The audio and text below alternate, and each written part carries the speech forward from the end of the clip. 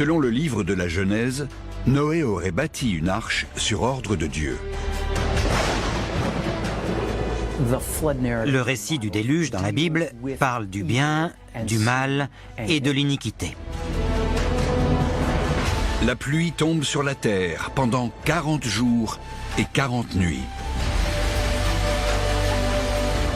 Toutes les sources du grand abîme jaillissent.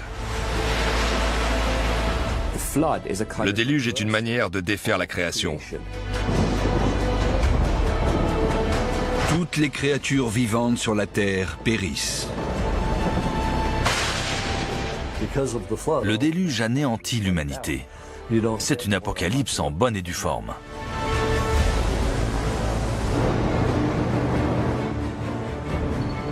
Deux océanographes décident un jour de percer le mystère du déluge.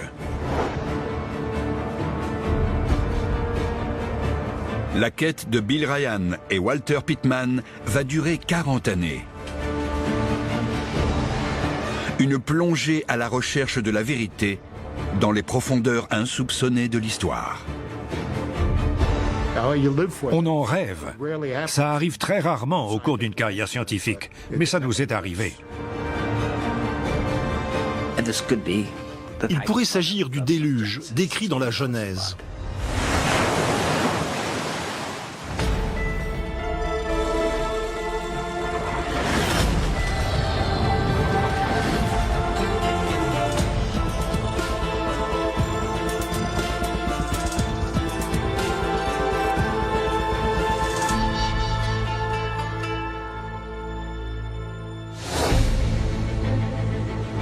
Été 1970.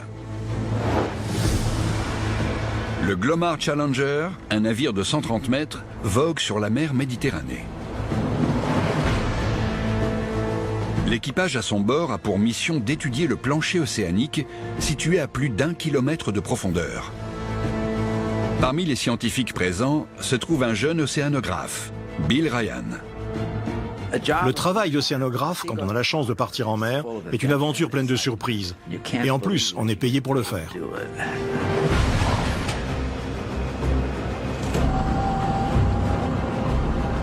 Mener des recherches océanographiques au beau milieu de la mer Méditerranée est un défi. D'immenses tiges de forage doivent être plongées sous l'eau à des centaines de mètres de profondeur, puis enfoncées dans la croûte océanique. Des échantillons cylindriques, appelés carottes océaniques, sont ensuite extraits et étudiés par les scientifiques. On extrait un cylindre de sédiment de 9 mètres de long, qui est examiné directement dans le laboratoire, à bord du navire. Ryan fait alors une découverte qui va changer sa vie et marquer le début de sa quête pour résoudre le mystère du déluge de Noé.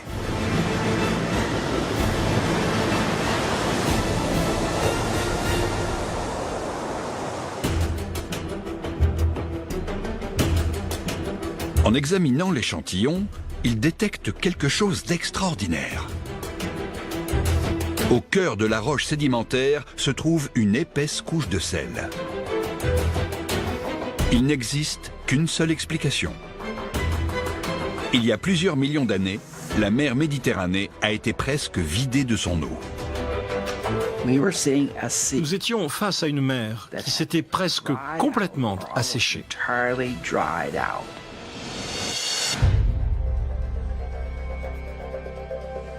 C'est une information étonnante.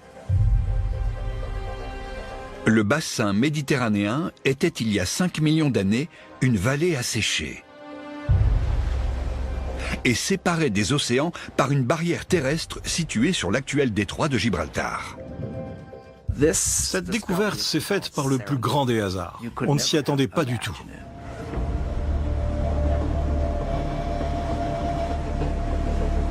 Ryan doit désormais répondre à une question. Comment le bassin s'est-il rempli à nouveau? La réponse est une nouvelle fois apportée par l'étude de la carotte océanique. Elle révèle que le retour des eaux s'est produit très rapidement. La barrière entre la Méditerranée et l'océan s'est brusquement brisée et a entraîné l'inondation. Ryan découvre que tout le bassin s'est transformé en une mer de plusieurs kilomètres de profondeur en un temps très court d'un point de vue géologique.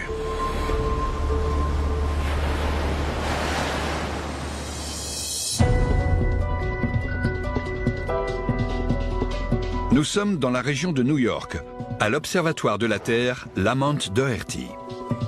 William Ryan évoque ses travaux de recherche avec deux collègues, John Dewey et Walter Pittman. Ryan, Dewey et moi, nous étions attelés à la résolution de ce problème scientifique. Quand Ryan a annoncé sa découverte, Dewey a simplement dit, mais il l'a dit en rigolant, c'est peut-être ça l'explication du déluge. C'était impossible. Il y a 5 millions d'années, les hominidés n'étaient même pas apparus sur Terre. Nous avons beaucoup ri parce que le phénomène méditerranéen était bien trop vieux. Mais John Dewey ne balaie pas cette idée si rapidement. Il pose alors une question qui va résonner dans le cœur de ses deux collègues, Ryan et Pittman, 40 années durant. Est-ce qu'il est possible qu'un événement similaire se soit produit dans une mer un peu isolée, qui aurait été subitement reliée à l'océan? C'est une hypothèse osée. La curiosité de Ryan et Pittman est irrémédiablement piquée. Par la suite, Ryan et moi avons évoqué cette possibilité. Nous nous sommes dit, étudions la question. Voyons ce que disent les données géologiques. Les deux amis s'apprêtent à lever le voile sur l'un des passages les plus célèbres de la Bible, le déluge de Noé.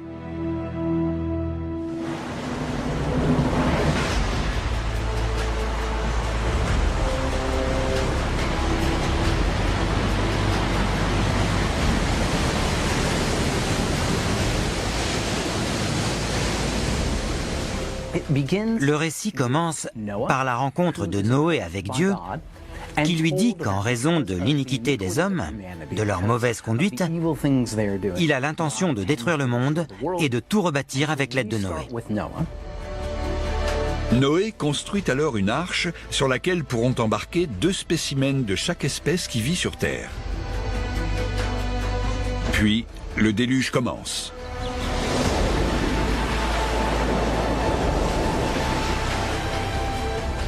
Les eaux du déluge ne tombent pas seulement du ciel, mais elles surgissent de la terre. Les abysses et les cavernes sous la mer se sont ouvertes et l'eau a jailli du fond des océans. C'est un peu comme si les éléments de la création qui étaient destinés à contenir les eaux s'écroulaient soudainement. Et donc, l'eau a surgi de l'abîme.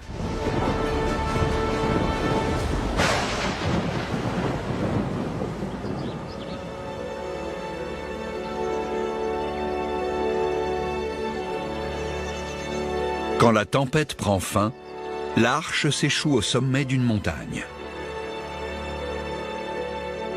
Noé envoie en éclaireur une colombe afin de savoir si le niveau des eaux a diminué. Quand le déluge prend fin, Noé sort de l'arche avec les siens. Dieu fait alors un pacte avec lui et avec toutes les créatures vivantes. Le monde ne sera plus jamais détruit par les eaux. Et il fait apparaître un arc-en-ciel. C'est l'un des épisodes les plus connus de la Bible. Mais où et quand s'est-il produit? Et qu'est devenue l'arche? Aux grandes dames des deux océanographes, la Bible apporte très peu d'éléments de réponse. La Bible ne nous dit pas vraiment où s'est produit le déluge, ni l'endroit où vivait Noé juste avant. Nous savons que les eaux ont recouvert la terre, mais où se trouvait Noé avant de construire son arche? On ne le sait pas.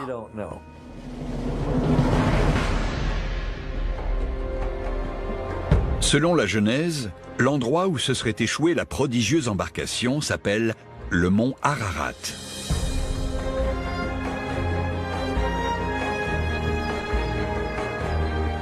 Le mont Ararat et les sommets alentours se trouvent dans l'actuelle Turquie, au sud-est de la mer Noire. Certains avancent que la formation rocheuse qui se trouve au sommet est en réalité l'arche fossilisée. Mais cette théorie est loin de faire l'unanimité. Personne n'a retrouvé l'arche et je pense que personne ne la retrouvera jamais. Parce que la première chose que Noé a dû faire, c'est de démonter l'arche pour en faire des maisons et des granges. Rechercher l'arche est inutile. Ce qu'il faut, c'est rechercher la maison de Noé. L'arche ayant disparu, nombreux sont ceux qui estiment que la version du livre de la Genèse n'est qu'une invention.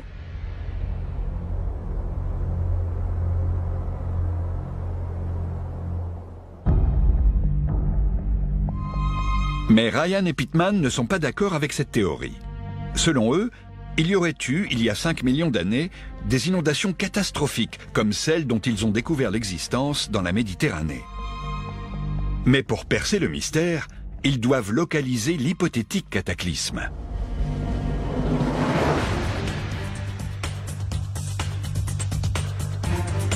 Ils recherchent un bassin qui pourrait être coupé des autres océans si le niveau de l'eau baissait, s'asséchait, puis se remplir à nouveau. Nous cherchions une région qui était plutôt aride. Un endroit qui, s'il était coupé du bassin océanique, s'assécherait rapidement. Nous avons envisagé la mer du Japon. Mais les détroits qui la relient à l'océan Pacifique sont trop profonds. Elle n'a jamais été séparée. Nous avons pensé à la mer Rouge, mais les carottes sédimentaires infirment cette hypothèse. Il y avait aussi le golfe Persique. La géographie des fonds marins du golfe Persique ne correspondait pas. Ils doivent étendre leur champ d'investigation.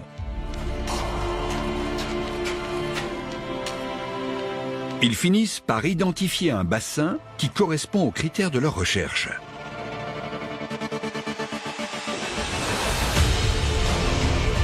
La mer Noire. La mer Noire n'est reliée qu'en un seul endroit aux océans par le détroit du Bosphore. Il relie la mer Noire à la mer de Marmara. Les conditions sont réunies pour une inondation.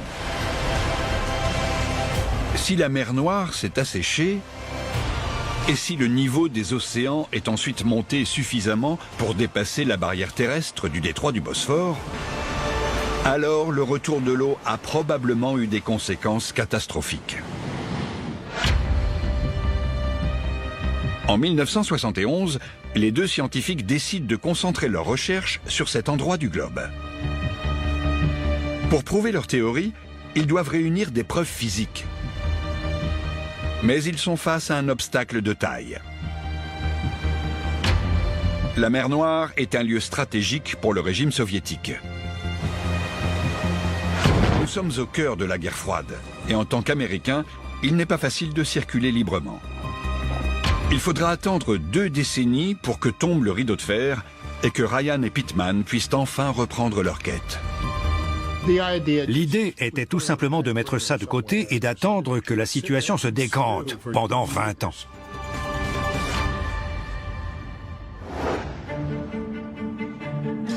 Nous sommes à New York en 1993. La guerre froide est terminée. À l'observatoire Lamont Doherty, Bill Ryan est en train d'ouvrir son courrier. Une des enveloppes attire son attention. La lettre était affranchie avec un timbre que je n'avais jamais vu. Il venait de Bulgarie. Donc, au premier abord, c'était intriguant. La lettre a été envoyée par un océanographe bulgare, le docteur Petko Dimitrov. Il a eu vent des recherches de Ryan sur le déluge. Lui aussi soupçonne que des crues cataclysmiques ont inondé la mer Noire. Cette lettre réveille soudainement l'intérêt de Ryan. Peut-être que cette hypothèse un peu folle, selon laquelle la mer Noire avait connu le même sort que la Méditerranée il y a 5 millions d'années, était vraie.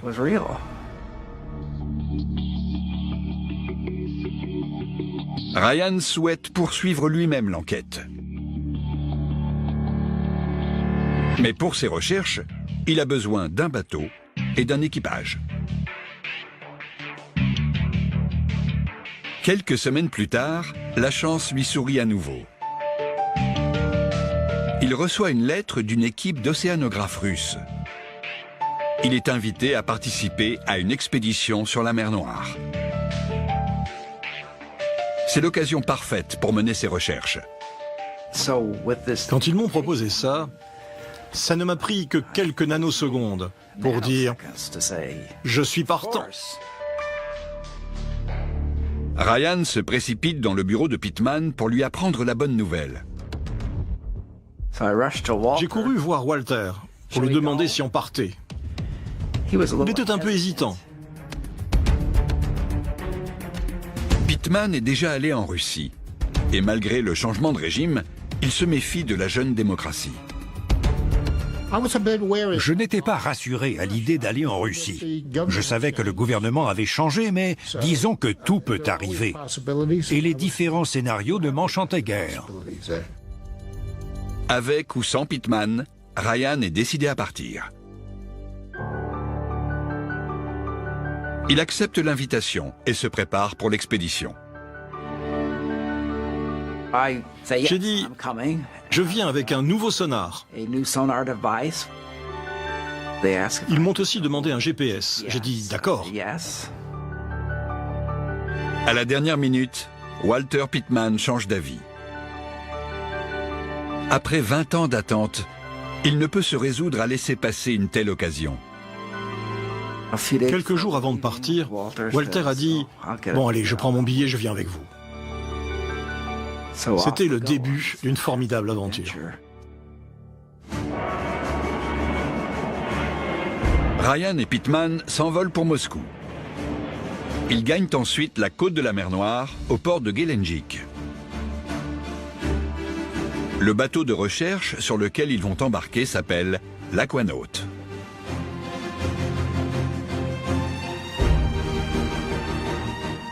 L'Aquanaut est un petit navire océanographique.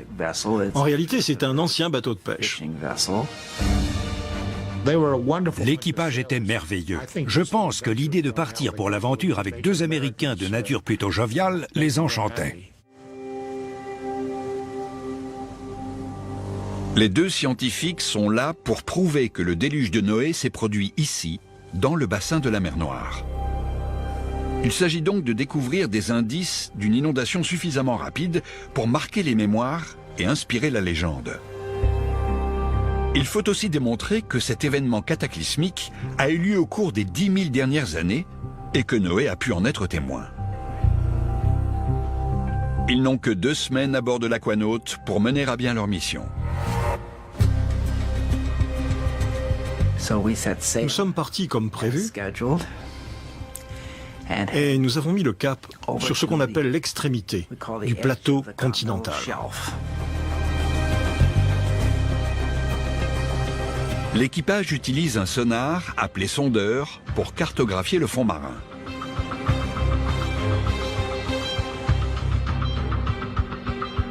Ça faisait un son comme ça.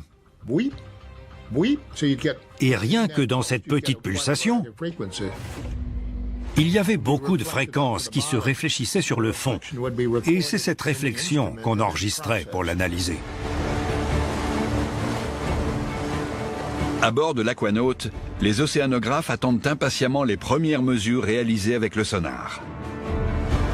Si l'inondation a été lente, alors tous les reliefs de la côte ont dû disparaître sous les effets de l'érosion.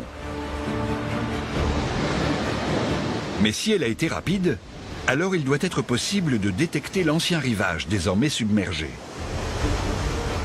Ils sont rapidement fixés et les résultats sont à la hauteur de leurs attentes.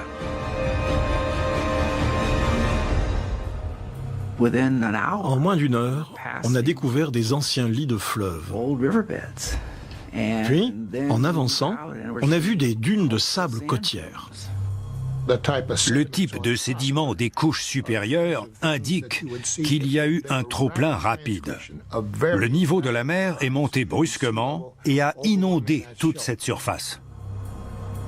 Ryan et Pittman contemplent les vestiges d'un ancien littoral désormais à plus de 100 mètres de profondeur.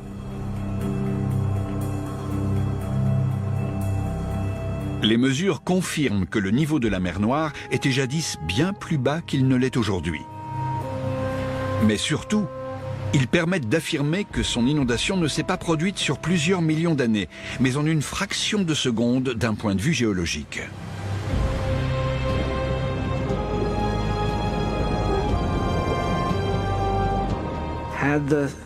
Si les eaux étaient montées doucement, les vagues auraient érodé les dunes du littoral. Tout cela nous a donné bon espoir d'avoir percé le secret du déluge. Pour les deux océanographes, cette expédition est d'ores et déjà un franc succès. Victoire! Enfin! Bill, on a réussi! On a réussi! On s'est dit, il pourrait s'agir du déluge décrit dans la Genèse. On en rêve. Ça arrive très rarement au cours d'une carrière scientifique. Mais ça nous est arrivé. Ils ont enfin découvert des preuves d'une inondation rapide de la mer Noire qui a peut-être servi de point de départ au récit du déluge. Il leur reste maintenant à déterminer quand a eu lieu ce cataclysme. Ils doivent pour cela continuer leurs recherches sous les fonds marins. Et pour y parvenir, l'équipage de l'Aquanaut installe le matériel de forage. Les carottes extraites sous la croûte terrestre contiennent des coquillages.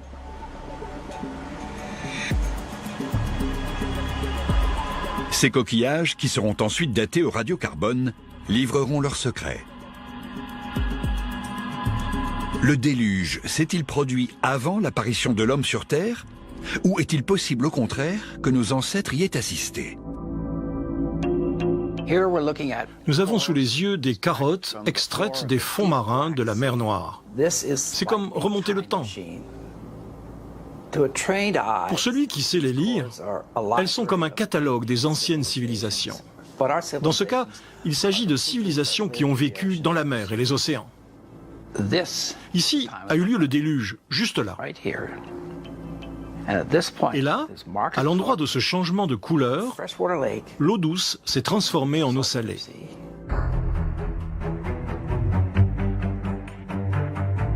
Ryan prélève les coquillages des couches de sédiments qui correspondent au remplissage du lac d'eau douce par l'eau salée des océans. Les précieux échantillons seront rapportés aux États-Unis pour être datés au carbone 14. Si les coquillages ont moins de 10 000 ans, alors l'inondation de la mer Noire et le déluge sont peut-être des événements contemporains. Pour rentrer à New York, les scientifiques font escale à Moscou. Mais leur retour connaît quelques rebondissements. Ils se rendent compte que leur expédition a attiré l'intérêt des services secrets russes. Peu après leur arrivée à l'hôtel, quelqu'un entre dans la chambre du docteur Pittman. L'homme prétend s'être perdu. Il nous a dit, dans un anglais parfait, « Est-ce que vous ne vous seriez pas trompé de pièce ?» Nous lui avons montré la preuve qu'on ne s'était pas trompé. Alors il a dit, « Je suis navré, la réception a dû faire une erreur. » Et puis il est parti. Je me suis tourné vers Bill et j'ai dit, « Il est du KGB. » Pittman est convaincu que l'individu était en repérage. Je suis descendu et j'ai dîné. Puis je suis remonté quelques heures plus tard et j'ai tambouriné à la porte de notre chambre. Bien fort. J'ai fini par entrer. Ils étaient venus fouiller. Pittman découvre que certains objets ont été déplacés. Mais pourquoi le KGB s'intéresserait à eux ? Pendant un demi-siècle, l'Union soviétique était officiellement un État fondé sur l'athéisme. Si les découvertes de Ryan et Pittman sont validées, elles viendraient désavouer des décennies de politique anti-religieuse.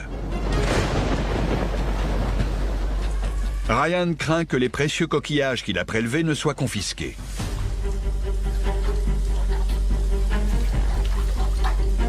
Il confie donc les échantillons à ses collègues russes. Il espère qu'ils pourront les lui envoyer à New York par la suite, quand l'intérêt des services secrets pour ses recherches se sera dissipé. J'ai décidé d'être prudent et de n'emporter à l'aéroport que des éléments dont j'avais des doubles. Mais j'ai quand même dû prendre le GPS.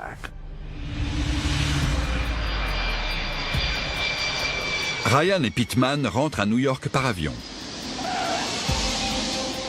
Mais le sac contenant le GPS de Ryan n'arrive pas à destination.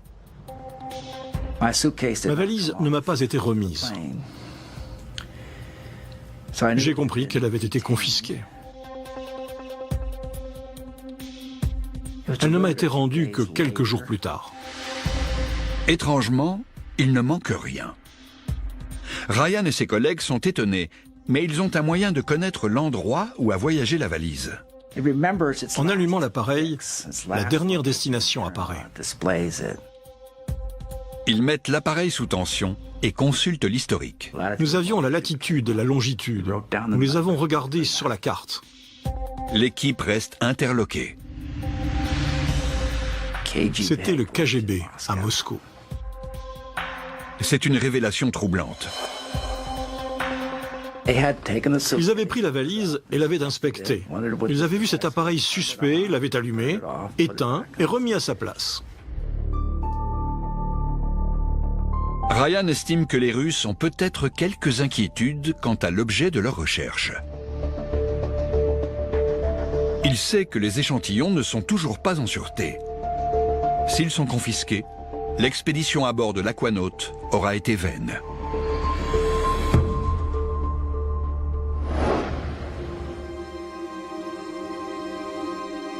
Heureusement, ces peurs s'avèrent infondées. Les échantillons envoyés de Moscou arrivent intacts à New York.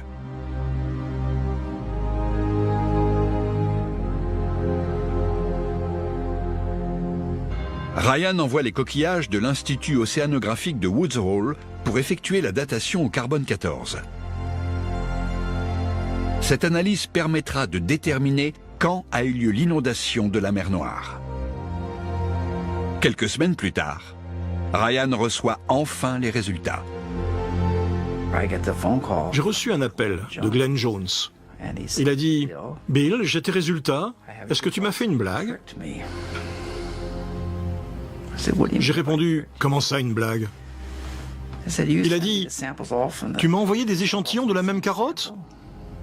J'ai dit non. Il m'a répondu « Ils ont tous le même âge. Ils ont 7200 ans. »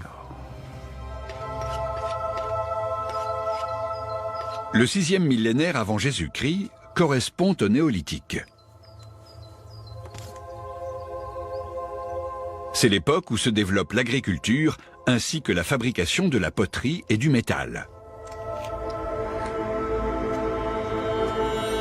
Ryan et Pittman en déduisent que des êtres humains ont très bien pu être témoins d'une immense inondation de la mer Noire. Et le récit qu'ils ont transmis est peut-être la base de la légende. Mais une question cruciale reste en suspens. Cette inondation était-elle suffisamment impressionnante pour être racontée dans la Bible? Pour le savoir, les deux océanographes se tournent vers la source de l'eau qui a englouti le bassin de la mer Noire, le Bosphore.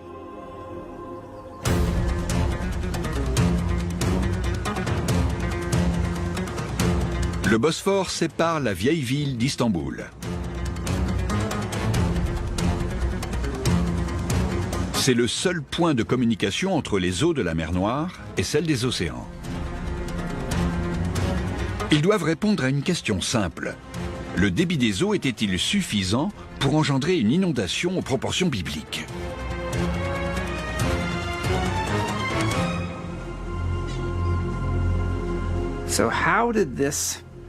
Comment s'est produit cet afflux d'eau de la Méditerranée? Comment l'expliquer? C'est du goutte à goutte ou un déluge?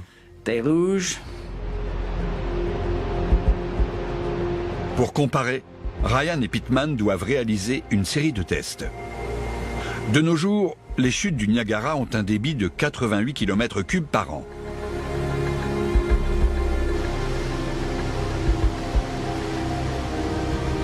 Le débit des eaux dans le Bosphore est-il comparable à ce phénomène naturel spectaculaire? Le Bosphore est intéressant parce qu'il ne mesure que 700 ou 800 mètres de large et il n'est profond que de 30 mètres. En revanche, son débit est très important.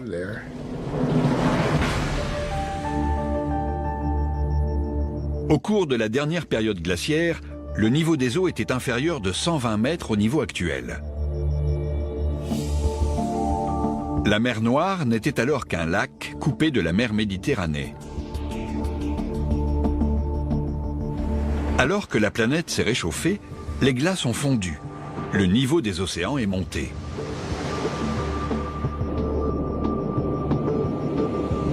Le Bosphore s'est rempli d'eau salée jusqu'à ce que l'eau se fraye un chemin à travers la barrière rocheuse et crée un canal dans le détroit du Bosphore. C'est par ce canal que les eaux des océans se sont engouffrées dans le bassin de la mer Noire. Si on prend en compte la profondeur du canal et sa largeur, on peut simplifier l'équation et le considérer comme un simple tuyau.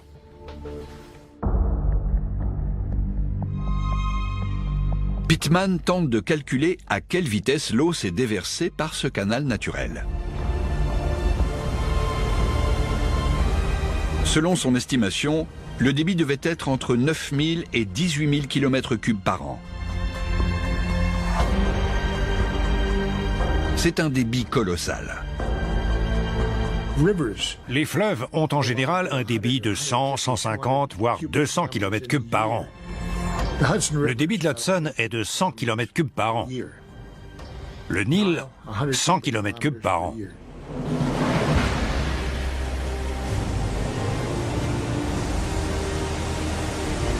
Le débit dans le Bosphore est équivalent à une centaine de chutes du Niagara combinées.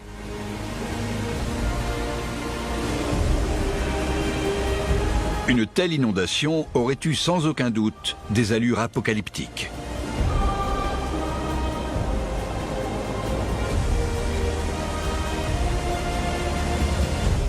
Une telle inondation a dû être entendue à au moins 100 km à la ronde, au moins.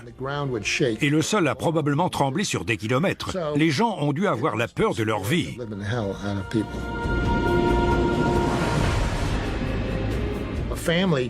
Pour échapper à l'inondation, une famille n'avait qu'à fuir vers l'intérieur des terres et faire 500 mètres ou 1 kilomètre par jour. Mais il fallait avancer tout le temps, jour après jour. Pas le temps de se reposer ou de prendre des vacances.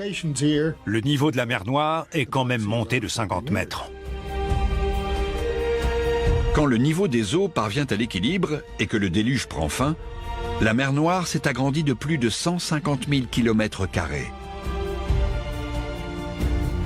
Pour les deux amis, un tel déluge est digne des descriptions de la Bible.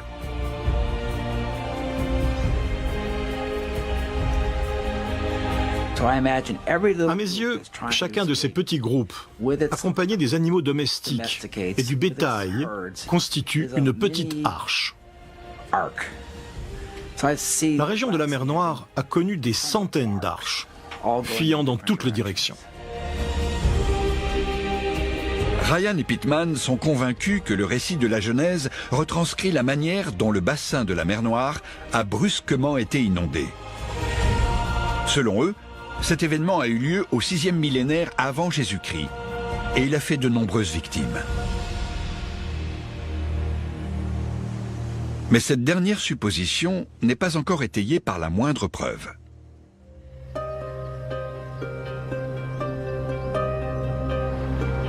Ils doivent établir qu'il y avait une présence humaine sur les rives du lac d'eau douce dans le bassin de la mer Noire au moment de l'inondation.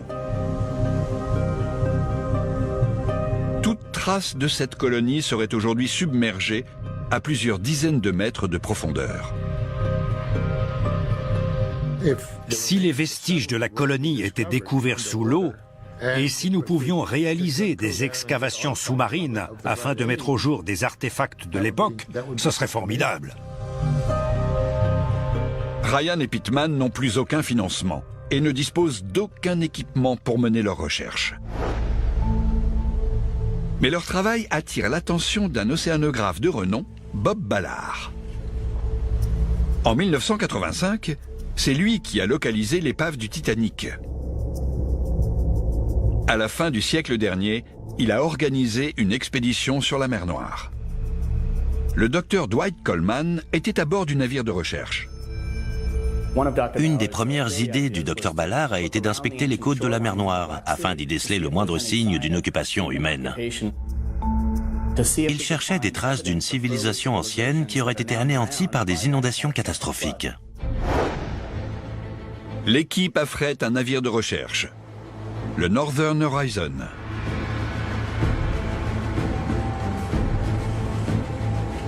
Le sonar localise des sites qui contiennent peut-être des objets fabriqués par des êtres humains. Pour inspecter les sites de plus près, l'équipage utilise alors des véhicules téléguidés appelés ROV. Pilotés à distance, ils sont capables d'envoyer des images en direct jusqu'au navire de recherche.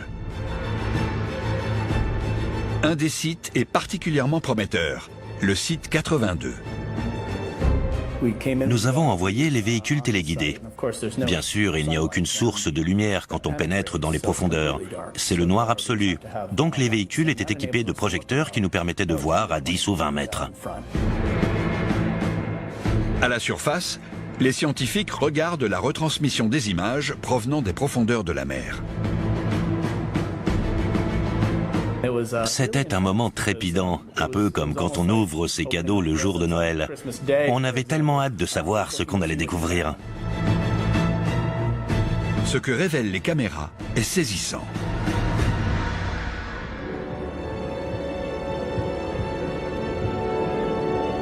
Des blocs de pierre qui semblent avoir été taillés par la main de l'homme.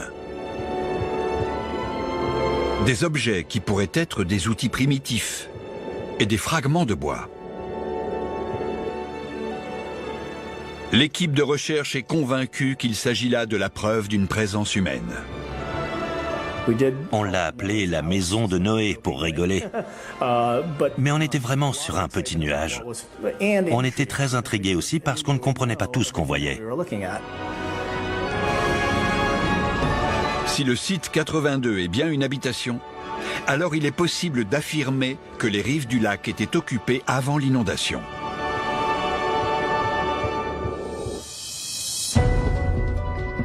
Afin de poursuivre leurs recherches, le véhicule téléguidé baptisé Little Herc est modifié. Il va ramasser des petits fragments de bois et les remonter à la surface. Le bois sera ensuite daté au radiocarbone. Je me souviens qu'on était tous très impatients en attendant les résultats. Dès que j'ai entendu parler des découvertes au site 82, j'ai été très intrigué. Mais les nouvelles sont décevantes.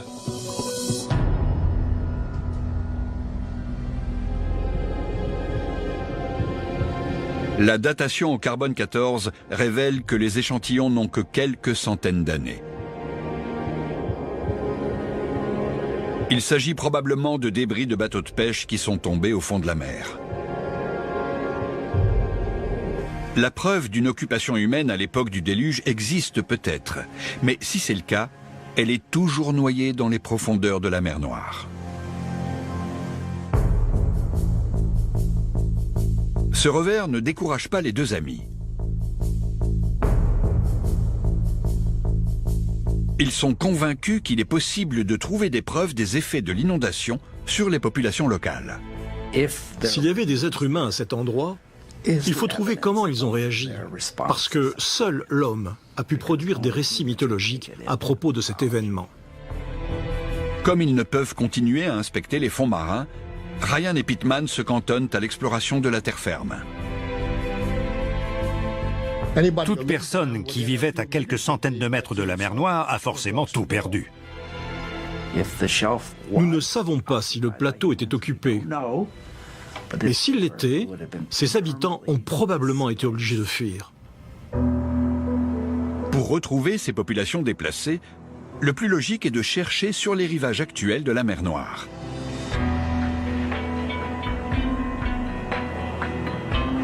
Ryan et Pittman font appel à l'archéologie.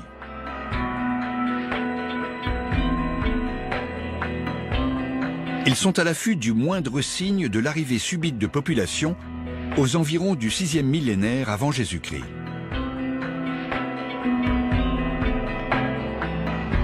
Sur la côte bulgare, ils font une découverte extraordinaire. La nécropole de Varna. Un cimetière antique immense avait été découvert. Il y avait des tombes avec des squelettes intacts et des tombes remplies d'objets précieux. La nécropole de Varna date du milieu du 5e millénaire avant Jésus-Christ. Peu de temps avant l'inondation de la mer Noire. Ce site recèle un véritable trésor. C'est ici qu'ont été découverts 6 kg de l'or raffiné le plus ancien au monde, désormais exposé à Varna, au musée régional de l'histoire. Les objets en or révèlent une maîtrise de concepts mathématiques très avancée. Il y a des petits rectangles dont les dimensions sont 3, 4 et 5, des triplés pythagoriciens. Il y a des anneaux dont le rapport entre le diamètre intérieur et extérieur est de 7/22, c'est-à-dire le nombre pi. Il y a là toutes les marques d'une civilisation avancée à l'histoire très ancienne.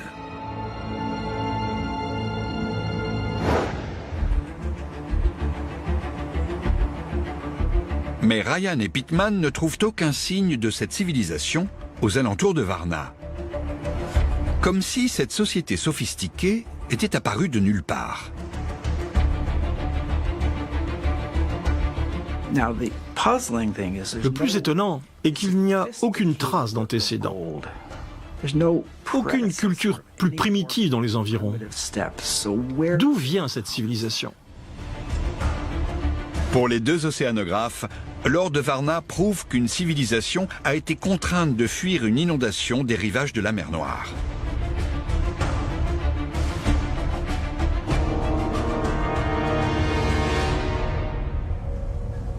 Mais il reste une question sans réponse. Ce déluge est-il bien celui décrit dans la Bible ?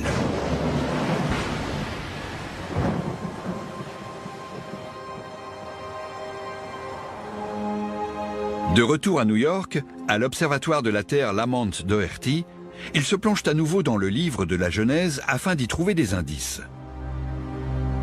Le récit biblique ne précise pas où a commencé l'inondation. Mais dans la Bible, l'épisode suit de près celui de la création d'Adam et Ève.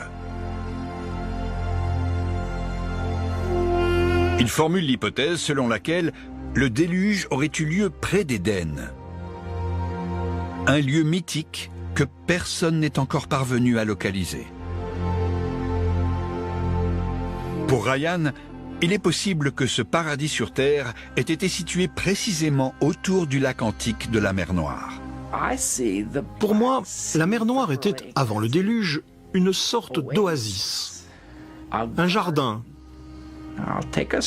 Et même, si je peux me permettre, un jardin d'Éden, dans lequel on put se développer l'agriculture, le commerce et le travail de certains types de métaux précieux.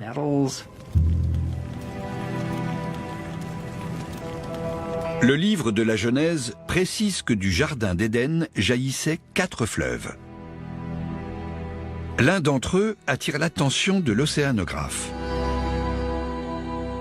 L'un des 4 fleuves s'appelle le Fison. Le Fison traversait un pays riche en or. Le récit biblique lui-même vante les richesses de ce pays. Cette hypothèse expliquerait la présence à Varna d'une immense quantité d'objets en or en provenance de la région du fleuve biblique. Si tel est le cas, les réfugiés ont pu emporter le précieux métal en fuyant la montée des eaux. Quels sont les vestiges du déluge? Une extraordinaire civilisation qui a produit les plus beaux objets en or au monde. Absolument magnifiques. Comment l'or est arrivé là? En effet, l'or retrouvé à Varna est peut-être la preuve qu'un petit groupe d'êtres humains a fui l'inondation de la mer Noire et s'y est installé. Mais Ryan et Pittman doivent prouver que cette catastrophe a, tout comme le déluge de la Bible, affecté une population bien plus importante.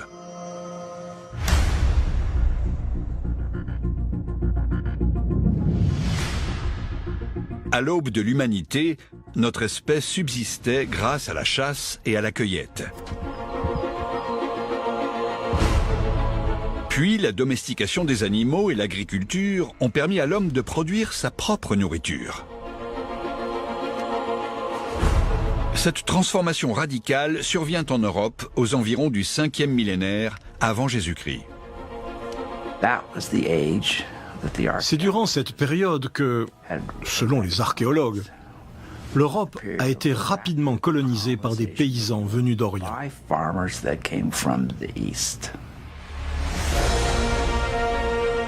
Étrangement, l'expansion de l'agriculture coïncide avec l'inondation de la mer Noire. Est-ce un hasard? Ryan et Pittman sont convaincus qu'il y a là un lien de cause à effet. Ils apprennent que les grains et le bétail des premiers paysans européens semblent être originaires de la région de la mer Noire. Ce que l'on sait, c'est que les animaux qui sont arrivés en Europe possèdent des gènes originaires de Turquie et de Syrie. Les céréales possèdent également une empreinte génétique caractéristique de l'Anatolie. Donc, tout ce qui apparaît en Europe provient des régions qui bordent la mer Noire. C'est une révélation déconcertante. Dans le livre de la Genèse, Dieu dit à Noé de prendre 2 spécimens de chaque espèce sur l'arche.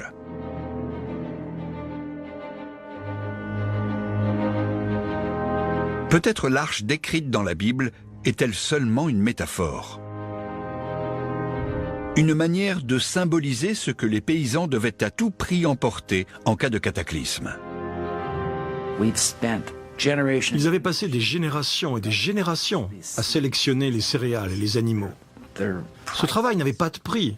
Est-ce que l'arche représentait pour un paysan qui devait fuir le moyen d'emporter avec lui ce dont il avait besoin pour travailler?